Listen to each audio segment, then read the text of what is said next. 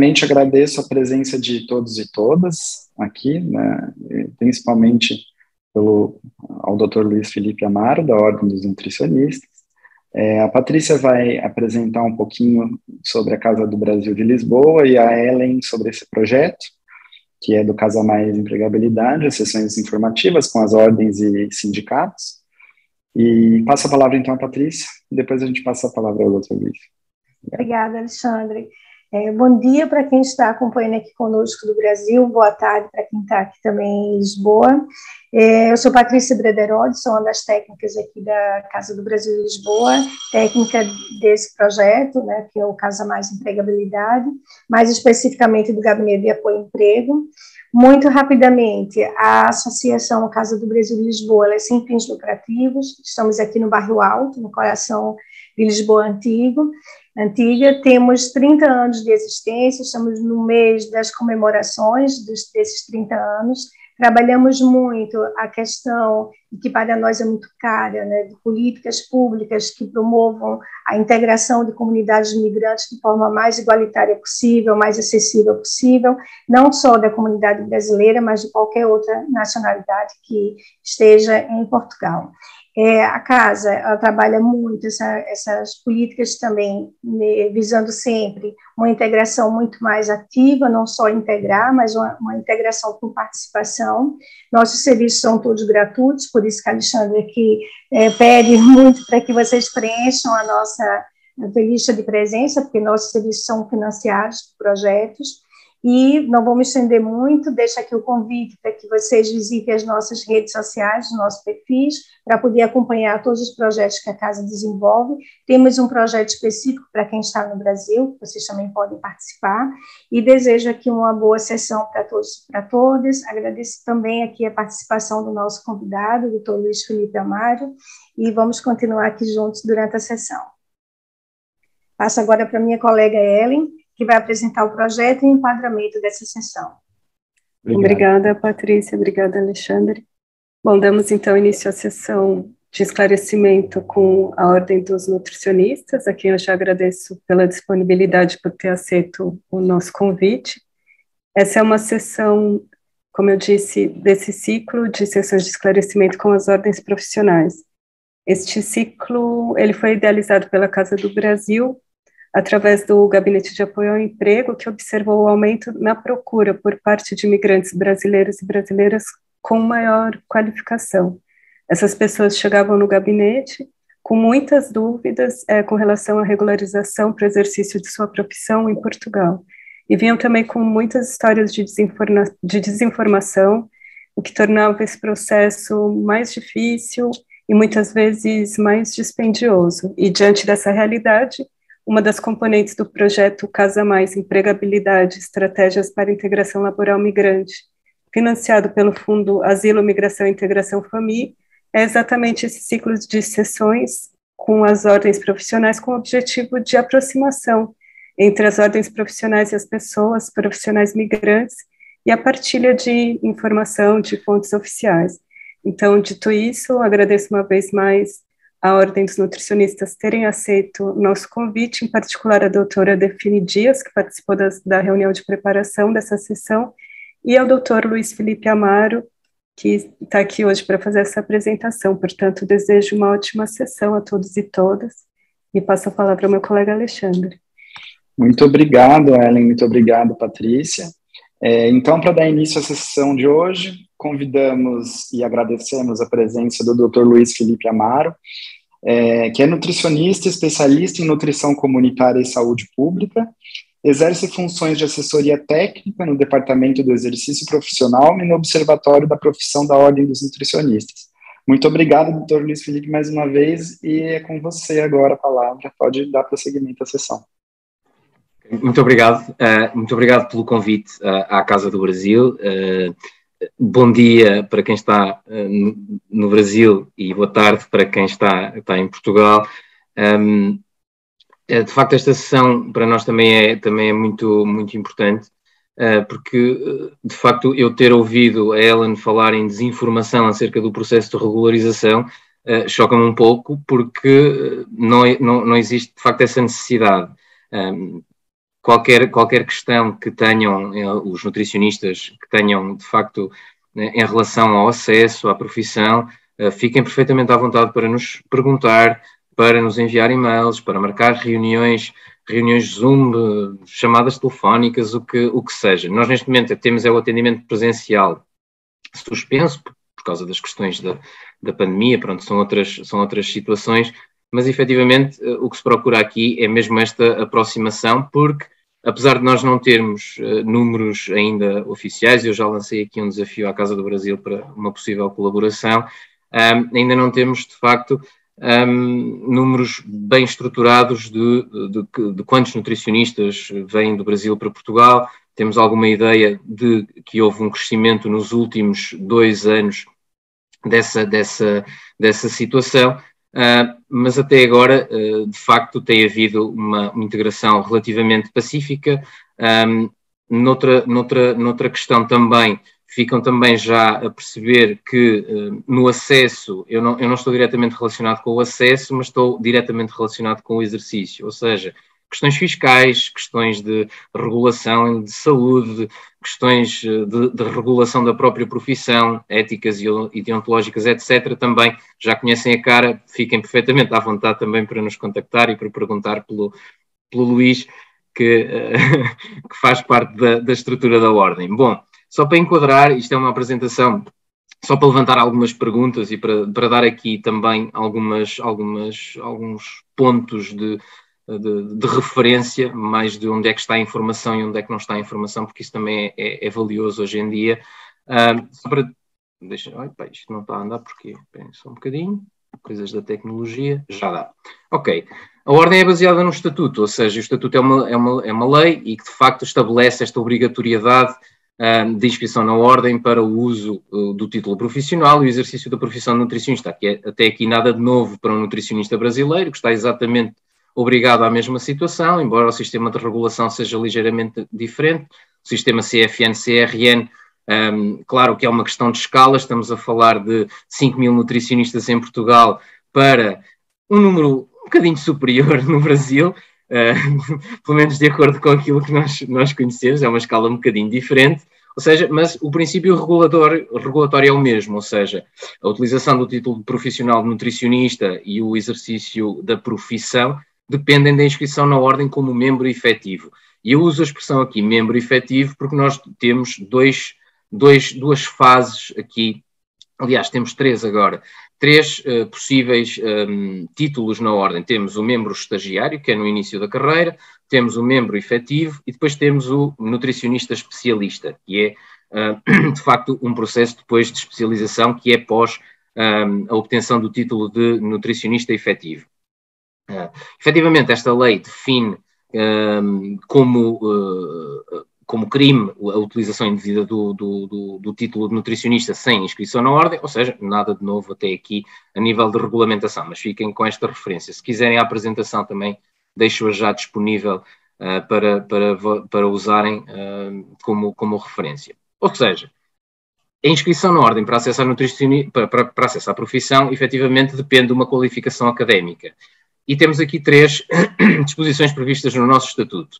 Formação académica obtida em Portugal não tem assunto. Temos os profissionais provenientes da União Europeia e do Espaço Económico Europeu que, devido a questões de uma diretiva europeia de reconhecimento das qualificações profissionais, existem algumas questões específicas relacionadas com esse reconhecimento de qualificações, que, por exemplo, dispensa, caso haja grandes diferenças na formação académica, mas que dispensa o reconhecimento dessa formação académica e é feita diretamente, exclusivamente pela Ordem dos nutricionistas, no caso português. Porquê? Porque se baseia no princípio de, num país da União Europeia em que uma determinada profissão é regulada, à partida, tendo qualificações profissionais para o exercício nesse país, terá para exercer nos restos dos países do Espaço Económico Europeu. Ou seja, a partir do momento em que obtiverem o reconhecimento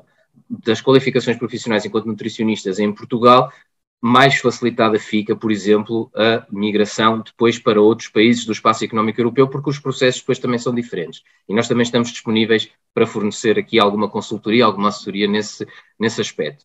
No caso dos profissionais extracomunitários, onde se insere o Brasil, efetivamente há aqui um processo anterior ao reconhecimento das qualificações profissionais, que é, no nosso estatuto, como ele é de 2015, ainda fala na conferência de equivalência ao título académico habilitante, mas a lei mudou, a lei dos reconhecimentos académicos mudou em 2018, que é o Decreto-Lei 66 de 2018 agora, e agora estabelece a antiga equivalência, agora chama-se o reconhecimento específico, ou seja, antes da inscrição na ordem é necessário efetivamente começar pelo reconhecimento das qualificações académicas. E é um reconhecimento específico, ou seja, aqui nesta ligação, e é feito, podem encontrar informação mais centralizada nesta entidade, na Direção-Geral do Ensino Superior. Aqui tem o caminho em cima do site, parece um bocadinho repetitivo, mas é assim que está no site, e nós temos 3 tipos de reconhecimentos. O automático, o de nível, em que só se reconhece, por exemplo, se alguém é licenciado ou mestre, ou seja, sem a especificidade da formação. E este reconhecimento específico é efetivamente o reconhecimento não só do nível, como também da qualificação académica. Ou seja, para terem uma diferença, um licenciado em nutrição no Brasil, se pedisse o reconhecimento de nível, era-lhe reconhecido o grau licenciado, não se podia inscrever na ordem. Se pedir o reconhecimento específico e se lhe for conferido, é equiparado a um licenciado em Ciências da Nutrição ou licenciado em Dietética e Nutrição, que são as 2 licenciaturas que dão acesso à profissão em Portugal. Ou seja, é efetivamente necessário este reconhecimento específico, porque a partir do momento em que obtém este reconhecimento específico, é como se tivessem efetivamente feito a licenciatura em Portugal. O processo funciona da mesma forma de quando um nutricionista português, por exemplo, vai para o Brasil, vai primeiro às faculdades, normalmente uma universidade federal, e de facto pede o seu reconhecimento específico e depois inicia o seu processo no CRM da sua área, da área geográfica em que pretende trabalhar. Ou seja, onde solicitar? Solicita-se nas universidades públicas ou nos institutos politécnicos públicos portugueses. Nós temos 2 licenciaturas, como eu já disse, a licenciatura em Ciências da Nutrição, que é normalmente feita em estabelecimentos universitários, que estão aqui na lista de baixo à esquerda, e temos a licenciatura em Dietética e Nutrição, que é ministrada nos institutos politécnicos portugueses, ou seja, mas não existem diferenças naquilo que é depois o acesso ao título profissional. Independentemente de ser uma licenciatura numa universidade, ou um reconhecimento numa universidade, ou um reconhecimento no Politécnico, o título é o mesmo, é um título de nutricionista. Ainda aqui no site da Direção-Geral do Ensino Superior, vou só fazer aqui uma coisa,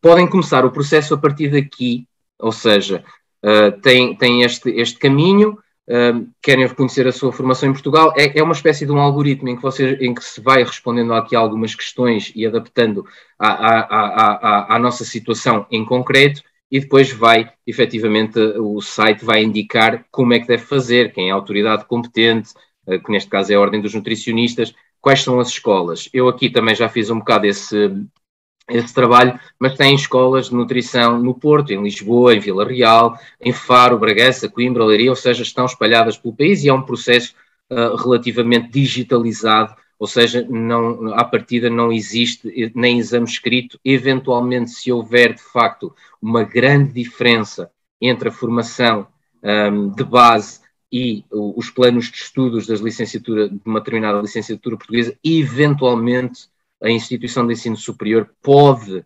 solicitar mais informação e eventualmente pode fazer ou uma entrevista ou um teste, mas isso, pelo nosso conhecimento, é bastante raro. Ou seja, o que é que devem entregar também está nesta secção, ou seja, obrigatório mesmo é o diploma ou documento comprovativo de obtenção de grau, ou seja, pode não ser aquele diploma que normalmente nós temos emoldurado, ou seja, normalmente as universidades também fazem umas declarações um bocadinho mais simples, mas neste caso tem de ser o original ou uma cópia autenticada. Ou então, caso as universidades tenha um sistema como é que se diz, de identificação de documentos públicos, ou seja, eles emitem um certificado a atestar que determinada pessoa tem aquela licenciatura com um código de validação que permita às entidades ir ao site dessa mesma universidade com aquele código de validação e ter, efetivamente, confirmar essa informação. Uma coisa bastante frequentemente solicitada também, que devem ter preparados, é um documento emitido também pela universidade que tenha a informação sobre todas as unidades curriculares, ou seja, todas as disciplinas da licenciatura, com o nome, os conteúdos programáticos, a duração, o número de horas ou o número de créditos que cada disciplina teve no percurso académico e a classificação a cada disciplina e a classificação final do curso. Ou seja, é de facto um documento que é pedido bastante frequentemente, por isso mais vale prepará-lo do que depois perder mais tempo com ele, e porque são documentos que normalmente demoram muito tempo a ser emitidos e que também têm os seus custos, ou seja, é um documento que convém terem já preparados, apesar de aqui no site da DGES não ser obrigatório, mas é um documento que costuma ser pedido pelas faculdades. Quanto custa? Isso cada instituição, cada universidade, cada instituto politécnico tem a sua tabela de preços, ou seja, devem contactar diretamente a instituição de ensino superior em que se pretende requerer o reconhecimento, podem contactá-las todas e depois escolher aquela que eventualmente seja mais vantajosa também a nível monetário, porque, mais uma vez eu repito, não nos faz diferença, havendo um reconhecimento específico de uma escola de nutrição, as coisas são bastante lineares aqui na ordem. E também ainda na página da Direção-Geral do Ensino Superior tem aqui algumas FAQs que também podem ser interessantes para eventual desambiguação de algumas dúvidas e algumas questões assim mais específicas. Bom, no caso da ordem, também tem a informação mais ou menos disponível no site, os documentos são estes, não me vou alongar por muitos deles, porque de facto alguns são bastante auto-evidentes, como se costuma dizer. Aqui esta questão do certificado digital de reconhecimento específico, que já falámos nos slides anteriores, e depois mesmo assim é preciso entregar um certificado de habilitações digital do país de origem, ou seja, o diploma digital. Aqui não precisa de ser uma cópia certificada, e depois o certificado digital do reconhecimento específico do grau académico estrangeiro, que é de facto aquilo que nos interessa. A linha guia está rasurada por razões óbvias, não é necessário um comprovativo de aproveitamento em curso de língua portuguesa, naturalmente, e no caso do Brasil, em que a profissão de nutricionista é regulada, devem entregar também uma declaração emitida pelo CFN ou pelo CRN, onde estavam registados, para efetivamente eles atestarem que não há, por exemplo, sanções disciplinares aplicadas, nem existe nenhum histórico que seja que vos impeça do exercício da atividade no Brasil e que possa comprometer o exercício da atividade em Portugal. Depois as fotografias, etc. Pronto. O regulamento de inscrição da Ordem dos Nutricionistas é o 994/2021, 3 de setembro, que também está disponível na nossa página eletrónica.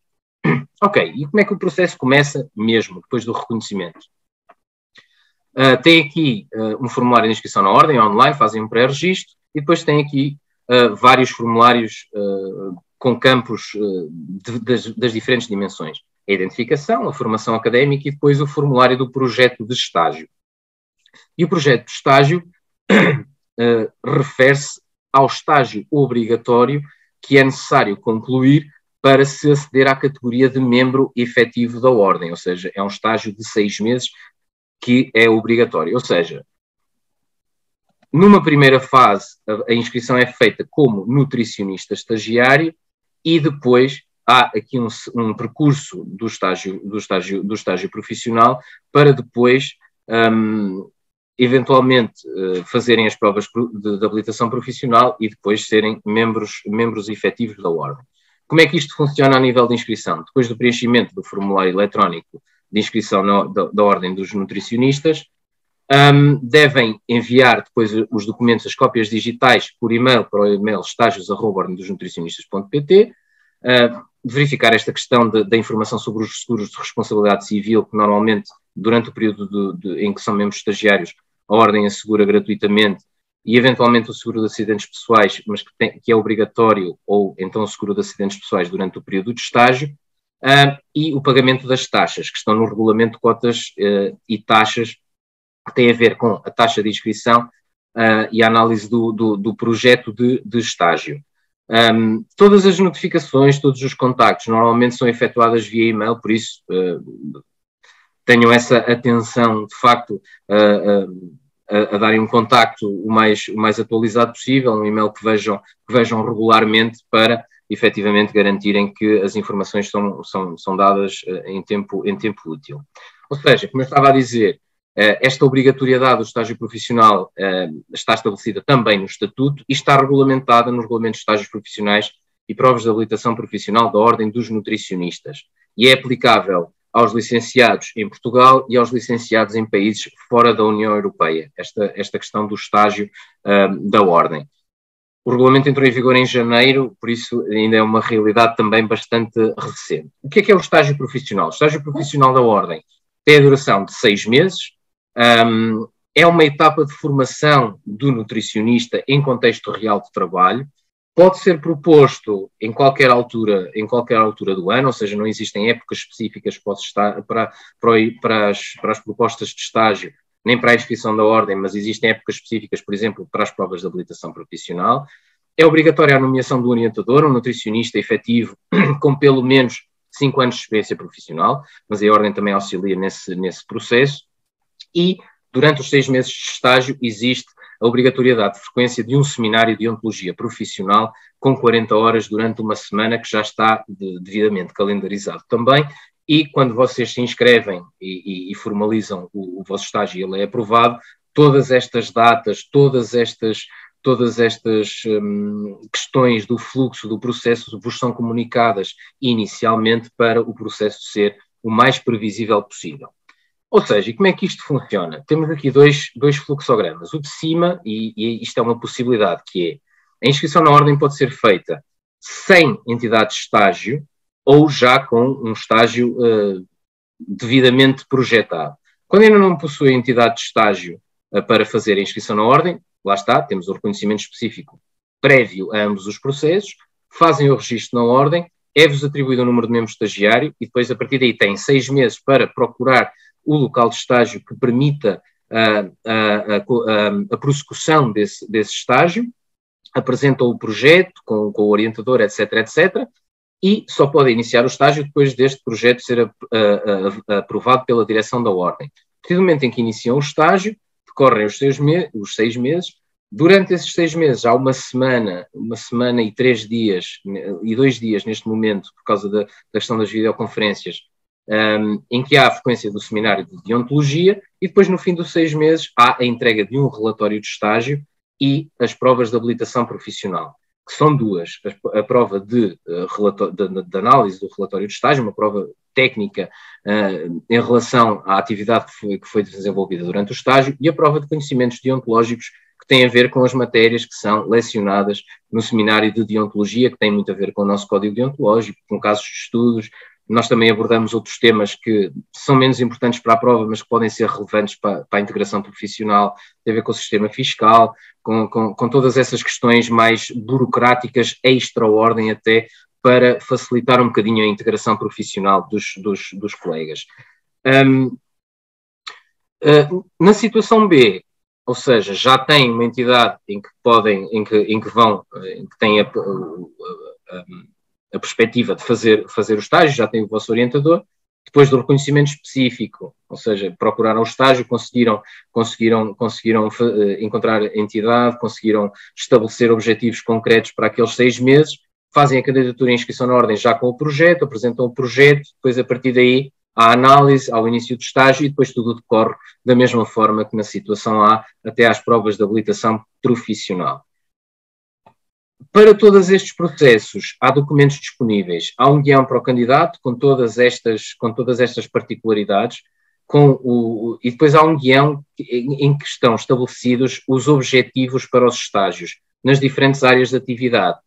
Não quer dizer isto que um estágio só possa ser feito numa área de atividade, ou seja, há objetivos pré-definidos para as diferentes áreas de atividade e que efetivamente o candidato deve selecionar aqueles que se adaptam melhor ao seu estágio, ao seu próprio estágio, para depois, efetivamente, no final do estágio, reportar de que forma é que eles foram cumpridos, não foram cumpridos, porquê, e fazer essa análise técnica, efetivamente, desse processo. Os seminários de ética e deontologia para membros estagiários existem normalmente 4 edições por ano, são videoconferência.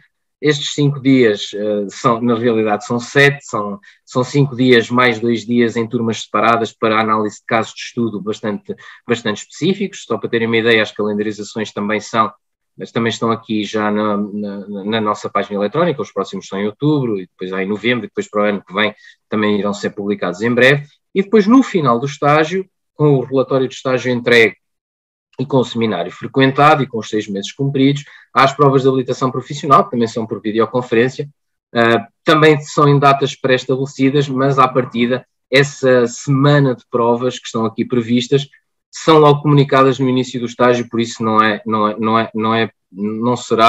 será de facto um problema. Eu não vou alongar na questão das provas, porque depois nos seminários de deontologia essas coisas são muito mais aprofundadas e são muito mais trabalhadas. Eu foquei mais na parte do acesso, mas também temos depois, ao longo do estágio, formação não obrigatória, mas que pode ser relevante, ou seja, integração no mercado de trabalho, prática profissional adequada no âmbito do estágio, prática evidence-based practice, ou seja, existem de facto estes cursos complementares ao estágio, que não são obrigatórios, mas que podem ser interessantes para realizar durante o período de estágio. Normalmente, as entidades de estágio dão dispensa aos colegas para realizarem estes cursos, por isso também não será um problema. Ora, onde é que os estágios, em 2022, os estágios foram realizados? Maioritariamente, 60% dos estágios, para vocês terem uma ideia de como é que o mercado de trabalho eventualmente está em Portugal, houve 192 entidades receptoras de estágios, ou seja, foram realizados cerca de 300 a 320 estágios, mas em 192 entidades receptoras de estágio. A maior parte IPSS, ou seja, lares de idosos ou jardins de infância do setor privado, que é aqui o sistema social em Portugal, que é um sistema privado, mas que tem financiamento público, em centros clínicos ou consultórios privados, em empresas de alimentação coletiva especializadas em catering e restauração coletiva, em clubes, associações ou federações desportivas, estabelecimentos hospitalares públicos e privados, ou ginásios e academias. Estas são as entidades principais de realização do estágio, mas também há outros locais, centros de saúde, ONGs, empresas de consultoria, ou seja, não existe propriamente aqui a obrigatoriedade de realizar o estágio em determinado tipo de entidades. O que interessa efetivamente é a definição de objetivos e uma prática profissional baseada na evidência e que permita cumprir esses objetivos que são definidos para o estágio. Também para desmistificar um bocado esta ideia das provas e dos estágios, etc., de 2016 a 2020, só para terem uma ideia, 98,5% dos estágios terminaram sem qualquer tipo de problemas. 1,5% dos estágios não foram terminados e a maior parte das desistências foi por motivos pessoais. Ou seja, foram questões de facto dos colegas ao longo do percurso que não lhes permitiram continuar o estágio e não têm a ver propriamente com as provas, nem com reprovações, etc., nem nada daquilo que seja relacionado com o processo. Efetivamente, as reprovações nas provas de conhecimentos deontológicos, que é este PCD que está aqui, ou nas provas de reprovação na reprovação das provas de relatório, também são residuais e correspondem, estamos a falar de 10 pessoas, 20 pessoas, não é nada de particularmente grave, ou seja, normalmente quem começa o estágio acaba o estágio e isso é o que efetivamente ocorre de uma forma bastante mais regular. Também temos no nosso site uma secção de perguntas frequentes relacionadas com o estágio, ou seja, desde a candidatura ao período de estágio, aos documentos do término do estágio e depois à inscrição como membro efetivo.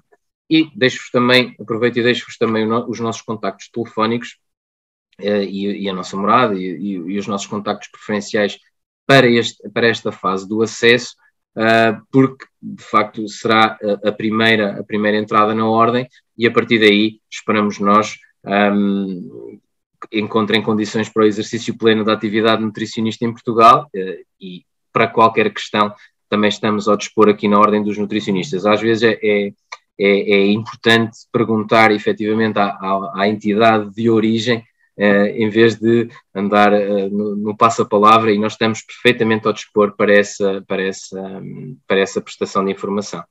Resta-me agradecer o convite e, naturalmente, estou disponível para as questões que tiverem, mais ou menos específicas, e daquelas que eu souber responder. Obrigado. Nós que agradecemos pela excelente exposição, doutor Luiz Felipe. Foi mesmo muito enriquecedora. E agora nós convidamos os nossos participantes a ligarem o microfone e fazerem as suas questões. Quem não se sentir à vontade de fazer com o microfone ligado, pode escrevê-la no chat que nós leremos aqui também. Já tenho aqui duas perguntas, vou aproveitar. O que é o cartão de contribuinte? É o mesmo que o cartão de residência? Não. O cartão de contribuinte, em Portugal existe o cartão do cidadão, que já junta tudo. Ou seja, o cartão de cidadão é o documento de identificação. O cartão de residência é prévio ao cartão de cidadão. Normalmente, quando se obtém a residência, é emitido o cartão de cidadão, e o número de contribuinte é o número de identificação perante as finanças. Daí o cartão de contribuinte. Antes disso, nós tínhamos dois cartões, que era o bilhete de identidade, e tínhamos o cartão de contribuinte, que era o das finanças. Agora o cartão de cidadão já tem toda essa informação num só. Ou seja, provavelmente aquela informação está ali para, de facto, se os colegas não tiverem um determinado documento. Mas, normalmente, os cartões de identificação em Portugal já têm toda a informação junta, por isso será efetivamente uma facilitada essa situação, porque efetivamente depois da residência é atribuído normalmente o número do utente do Serviço Nacional de Saúde, é atribuído o número da Segurança Social e é atribuído um número de contribuinte, porque pronto, tem a ver mesmo com os diferentes aspectos aqui das questões da cidadania portuguesa, ou seja, acesso gratuito à saúde, apoios sociais na Segurança Social, e depois a questão do pagamento de impostos e de toda essa problemática. Este cartão de contribuinte é um documento que eventualmente é raro, mas não é obrigatório. Se tiverem o cartão de cidadão, se o cartão de residência tiver já integrado o número de contribuinte, pois então é esse o documento que necessitam de apresentar. Temos também, da mesma colega, a etapa de estágio serve para todos? Sim, ou seja, desde janeiro de 2022 que o estágio é obrigatório independentemente do tempo de profissão no Brasil. Ou seja, quando começam o processo de inscrição na ordem em Portugal, começam pelo reconhecimento específico e, efetivamente, depois o processo de inscrição na ordem obriga à realização de estágio.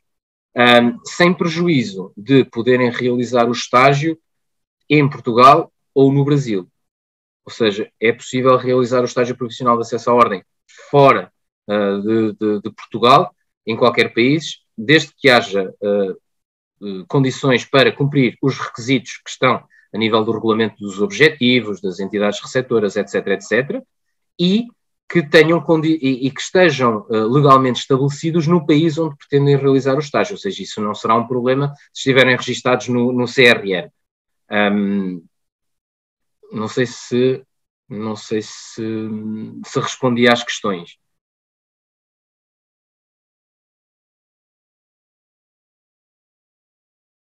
Eu acredito que sim. Ficou alguma dúvida? Se ficou alguma dúvida, por favor.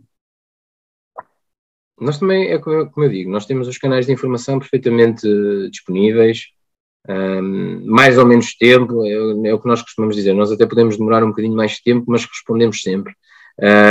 Não há esse problema. Bom, se me permite fazer uma pergunta? Claro que sim. Eu percebi que o Dr. Luiz faz parte do departamento, o Observatório da Profissão, e eu gostaria que o Dr. Luiz fizesse assim, um retrato geral da profissão de nutricionista em Portugal, as saídas profissionais mais comuns, e até em termos de remuneração mesmo, se possível, claro. Sim, os últimos dados que nós temos, a nível... Há aqui vários dados com tempos diferentes. Nós fazemos os grandes estudos sobre a profissão, são de 5 em 5 anos, o último foi em 2019. Neste momento, ontem éramos 5.070 membros no total, efetivos mais estagiários, 90% do sexo feminino, idade média 34 anos, 60% dos membros da ordem têm menos de 35 anos, ou seja, é uma profissão que cresceu muito nos últimos 10, 15 anos. As saídas profissionais principais, aliás, eu posso dividir isto em duas grandes áreas. A primeira são as áreas de atuação, nós temos 3 grandes áreas de atuação, quase como, eu penso que é semelhante ao Brasil. Temos a nutrição clínica, que é reportada como sendo o emprego principal de 60% das pessoas, dos nutricionistas portugueses. Depois temos a nutrição comunitária e saúde pública, que há de andar à volta dos 10%, e temos a alimentação coletiva e restauração, que há de andar à volta dos 14%. Depois temos outras áreas menores, de menor relevância. A área mais emergente em Portugal neste momento é a nutrição desportiva, seja em contextos de clube desportivo, seja em contexto de ginásio, academia, e estabelecimentos similares, tem sido a área não só de maiores oportunidades profissionais, como também a área que tem disputado, de facto, o maior interesse nos colegas mais novos. Nós não percebemos bem se um é efeito do outro, mas efetivamente é para aí que, de facto, tem havido algum crescimento, e as próprias instituições de ensino superior têm investido na formação em nutrição desportiva, ou seja, nos últimos 5 anos, ou seja, faz parte agora da estrutura curricular das licenciaturas, coisa que não existia quando eu era estudante, ou seja, tem havido, de facto, essa emergência da nutrição no desporto. Aliás, eu já não lhe chamo bem uma emergência, é de facto uma área que já está bastante bem estabelecida, apesar de ainda não estar devidamente especializada como as outras áreas clássicas na profissão. A nível, outros contextos profissionais também muito importantes e em que há alguma carência de profissionais são as instituições do setor social, sejam organizações não governamentais, sejam as IPSS, que são instituições privadas de solidariedade social que prestam apoio tanto a cidadãos idosos como a crianças, ou seja, existe de facto esse papel do nutricionista que muitas vezes nessas instituições entra para a parte da gestão da segurança alimentar e para a restauração, mas rapidamente consegue depois ter uma ação muito mais abrangente na prevenção da desnutrição, na implementação de programas comunitários dentro dessas organizações, ou seja, são também instituições que não só acolhem muitos estagiários, como também têm contratado muitos nutricionistas. Recentemente, e nós estamos a estudar isto neste momento, a descentralização de competências do Estado para as autarquias, ou seja, para as câmaras municipais, também tem levado aqui a um crescimento modesto das contratações de nutricionistas. Eu digo crescimento modesto porque nos últimos 10 anos estamos a falar de 30 e tal contratações que foram publicadas em Diário da República, e num universo de 308 câmaras identificámos 115 profissionais, ou seja, é de facto uma área, um contexto profissional que, não sendo muito relevante, muito extenso, não representar uma grande percentagem de colegas, tem apresentado algum crescimento. No fundo a profissão está a ir muito nesse sentido. Uma outra área emergente também é a nutrição. Nós ainda não temos bem um nome definido, mas é a nutrição nas organizações, ou seja, a prestação de serviços de saúde ocupacional. É assim, é muito por aí, ou seja, o nutricionista acaba por ser um profissional inserido numa grande corporação, normalmente são as grandes empresas que têm essa possibilidade, para prestar serviços de saúde ocupacional aos colaboradores, seja não só na questão da disponibilização, na modulação dos ambientes alimentares das empresas, como também na atividade clínica, etc, etc. E depois também existe uma área que também apesar de ainda não ter muitos profissionais, já começa a ter alguma relevância na profissão, é a indústria alimentar, a indústria agroalimentar. Normalmente em empresas também grandes, também são empresas que regularmente publicam programas de estágio bastante estruturados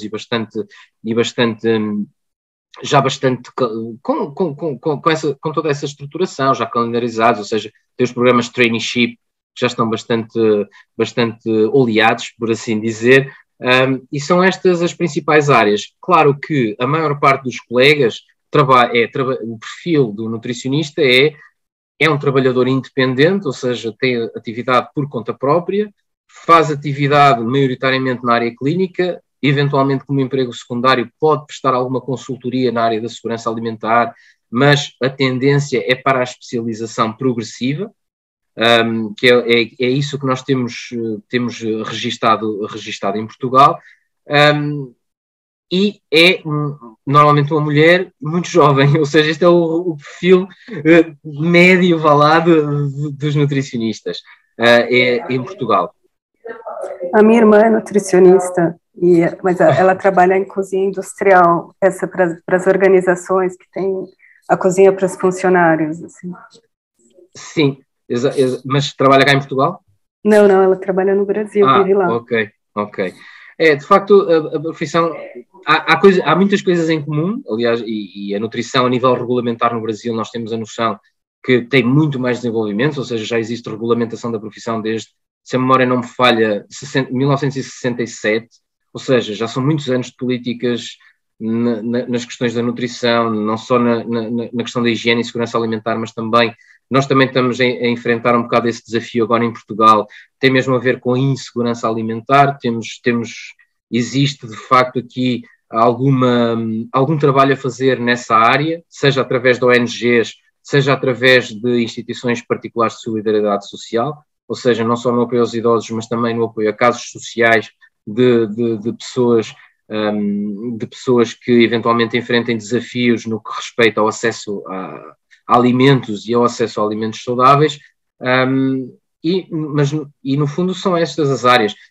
No caso da clínica, da nutrição clínica, há aqui vários contextos profissionais também, ou seja, há os consultórios e clínicas privadas clássicos, há a possibilidade, e há alguns colegas, e nós temos normas de orientação profissional também nesse sentido, há colegas que exercem atividade clínica de nutricionista integrados naquilo que se chamam os serviços de saúde das farmácias comunitárias, ou seja, as farmácias comunitárias têm essa possibilidade de terem serviços de saúde que vão desde vacinação, administração de medicamentos por parte de enfermeiros, osteopatia, fisioterapia, podem ter essa valência, e entre esses profissionais de saúde podem estar os nutricionistas também a ocupar esses serviços de saúde a nível da farmácia comunitária, normalmente em consulta individual, em nutrição clínica, em aconselhamento alimentar, ou então também no setor público, mas o setor público, segundo os nossos dados, primeiro tem muitas carências nos cuidados. Nós estimamos os números mais animadores, nós estimamos uma falta de cerca de 500 a 600 profissionais no Serviço Nacional de Saúde, o que para Portugal é muito, porque nós temos 400 em exercício, ou seja, precisávamos quase na perspectiva mais conservadora de os duplicar para haver condições, de facto, para haver condições de trabalho e acesso da população à nutrição no Serviço Nacional de Saúde. Nas perspectivas mais pessimistas, estamos a falar de 800 colegas que era necessário contratar, ou seja, quase quadruplicar o número. Aliás, sim, quase quadruplicar o número. Ou seja, e essas contratações têm sido feitas gota a gota. O que tem acontecido é, efetivamente, tem havido alguns programas de base comunitária baseados ou nas autarquias ou nas instituições particulares de solidariedade social, em que efetivamente há estes projetos em que é possível integrar a nutrição num conjunto de outras intervenções comunitárias mais ou menos individualizadas, e isso tem, de facto, contribuído para a melhoria das políticas públicas até naquilo que é a integração da nutrição nas políticas de saúde. Eu tenho aqui Salário médio em 2019, salário médio em 2019 era 1.200 euros mensais, face ao salário médio em Portugal de 800 euros, ou seja, era o salário médio que nós tínhamos, que nós registámos em 2019. Depois, como funciona o processo de procura de estágio? O estágio é autoproposto pelo candidato. A ordem não encaminha para uma determinada entidade. O que eventualmente se pode fazer é fornecer alguns nomes de algumas entidades que aceitem estagiários de forma mais ou menos regular e, eventualmente, algum apoio no processo de procura dessa mesma entidade de estágio. Como posso dar entrada no processo de equivalência e realizar estágio? São dois processos à parte, ou seja, primeiro os conhecimentos específicos, depois inicia o processo de inscrição na ordem e, no projeto de estágio, apresenta o estágio numa entidade brasileira, ou seja, o que é que tem de apresentar nesse caso? Uma declaração original da própria entidade em como a aceita para o estágio, nós temos um modelo disponível, uma declaração em que, isso já apresentou, como tem condições para o exercício profissional no Brasil, o caso, o registro no CRN, e a partir daí apresenta o projeto com os objetivos, etc., etc., e, sendo aprovado pela Comissão de Estágios e pela direção, prossegue o estágio. Terminado o estágio e frequentado o seminário, faz as provas e, eventualmente, pode exercer em Portugal. O campo de atuação da Nutrição de Saúde Pública tem como atuação principal o SNS? Não necessariamente. O Serviço Nacional de Saúde em Portugal tem os hospitais, tem os cuidados de saúde hospitalares, tem os cuidados de saúde primários, e aí nos cuidados de saúde primários temos essa questão da saúde pública e da nutrição comunitária, mas também temos alguma atividade assistencial a nível clínico. A nutrição de saúde pública e comunitária não é uma questão de contexto nem de entidades, é uma questão efetivamente do tipo de atividades que se desempenha. Projetos de intervenção comunitários que podem ser feitos tanto nas câmaras municipais como em ONGs, como a título até particular, ou seja, há colegas que, por exemplo, têm empresas que fazem consultoria externa ou projetam ou fazem projetos de intervenção comunitária, seja para escolas privadas, para escolas públicas, ou seja, para entidades contratantes que tenham um determinado projeto que queiram implementar, ou seja, não está restrito ao Serviço Nacional de Saúde, a questão da atividade em nutrição e saúde pública. Tenho aqui também, nutricionista pode fazer consultoria aqui em Portugal, mesmo que não tenha feito equivalência ainda? Não. A atividade como nutricionista em Portugal obriga à inscrição prévia na Ordem dos Nutricionistas, ou seja, é efetivamente um pré-requisito ter a inscrição feita na Ordem dos Nutricionistas. Não sei se foi esclarecedor, porque o regulamento mudou há muito pouco tempo e eu próprio também posso ter as minhas dúvidas, mas eu penso que a informação foi devidamente passada. Para qualquer questão, é como eu digo, perguntem à ordem, fiquem perfeitamente à vontade. Também estamos de portas abertas para a Casa do Brasil de Lisboa, fiquem perfeitamente à vontade. Deixo também já aqui o repto, se pretenderem estudar um bocadinho estas dimensões dos nutricionistas brasileiros que estão radicados em Portugal, fiquem à vontade, marcamos outra reunião, fazemos essa abordagem.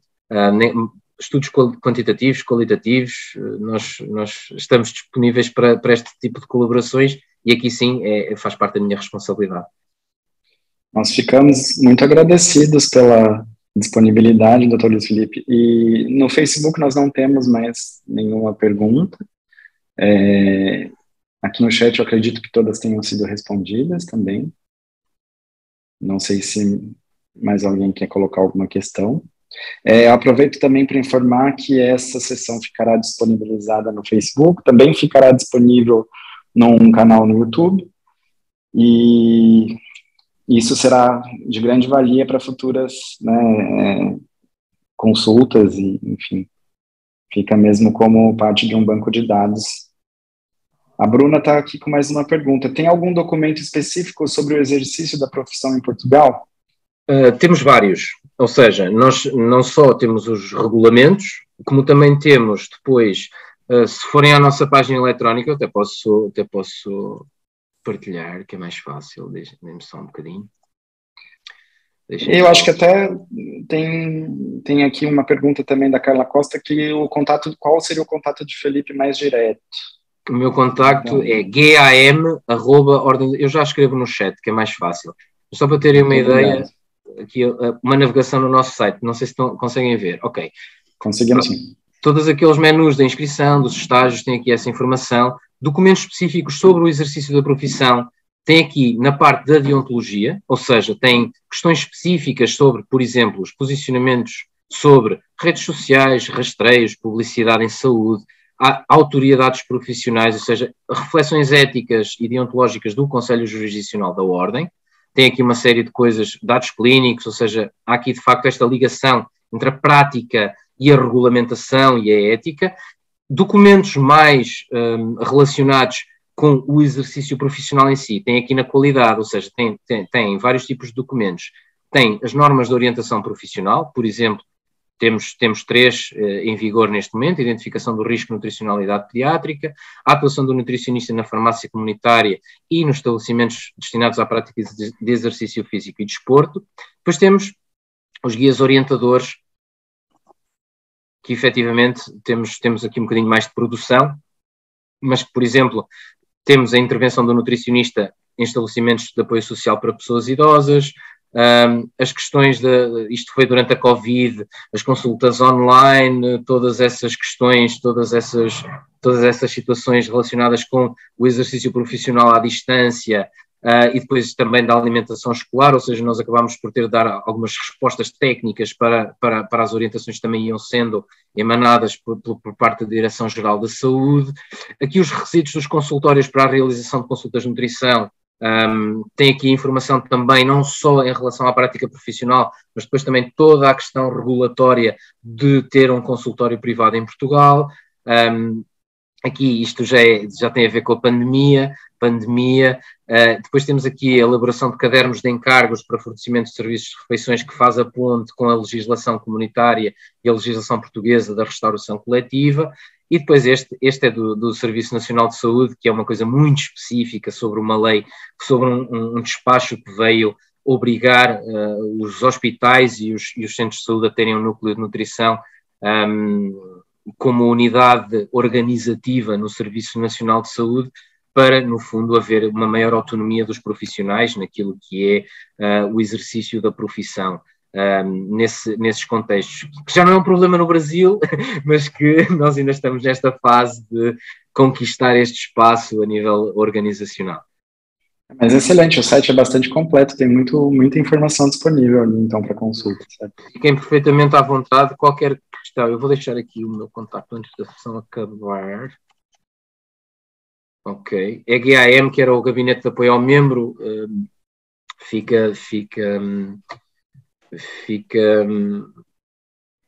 ainda ficou este endereço, é gam@ordemdosnutricionistas.pt.